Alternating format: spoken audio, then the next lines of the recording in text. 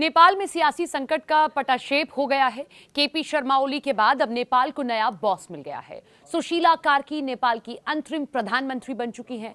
पूर्व chief justice Sushila Karki ने शुक्रवार को नेपाल की पहली महिला प्रधानमंत्री के रूप में शपथ ली।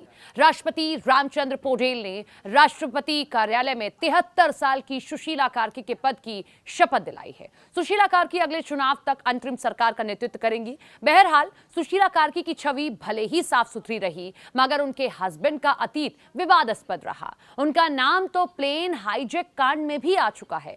दरअसल सुशीला कार्की नेपाल की पहली महिला मुख्य न्यायाधीश रह चुकी हैं। उनके पति का नाम नेता दुर्गा प्रसाद सुवेदी है। सुशीला कार्की की उनसे मुलाकात उत्तर प्रदेश के वाराणसी स्थित बनारस हिंदू विश्वविद्यालय में पढ़ाई के दौरान होती है। खास बात यह है कि सुवेदी 52 साल पहले नेपाल के पहले प्लेन हाईजैक यानी कि विमान अपहरण में शामिल थे। सुशीला कार्की के हस्बैंड ने कथित तौर पर जिस प्लेन को हाईजैक किया था उसमें बॉलीवुड की खूबसूरत एक्ट्रेस सवार थी। जी हां, प्यासा और गीत जैसी फिल्मों में अभिनय करने वाली लोकप्रिय बॉलीवुड अभिनेत्री माला सिन्हा भी इसी हाईजैक वाले विमान में सवार थी। चलिए जानते हैं क्या हुआ था आखिर उस साल। कहानी आज से 52 साल पहले की है। नेपाल के विराटनगर से एक विमान काठमांडू जा रहा था। उस विमान को 10 जून 1973 को हाईजैक कर लिया गया था। उसमें सरकार के 30 लाख रुपए थे। नेपाली कांग्रेस के 3 सदस्यों ने कनाडा मेड इन 19 सीटों वाले द्वीन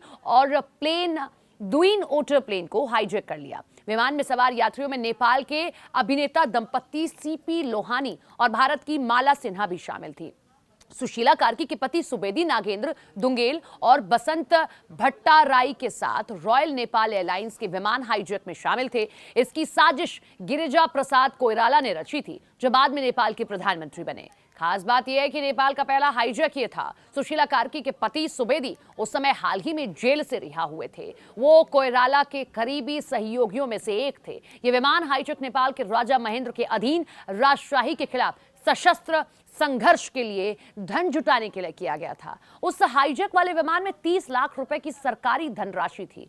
चालक दल के साथ थोड़ी झड़प के बाद हाईजैकर्स ने पायलट को बिहार के फारबिसगंज में एक घास वाली पट्टी पर उतारने के लिए मजबूर कर दिया।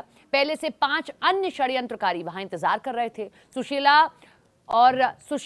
सुशील कोइराला माफ कीजिएगा, फारबिसगंज में थे और इस घेराबंदी में सक्रिय रूप से शामिल थे। हाईजैकर्स ने विमान से केवल कैश से भरे 3 बक्से निकाले और यात्रियों को कुछ नहीं किया। इसके बाद अन्य यात्रियों को लेकर विमान फिर से उड़ान भर गया।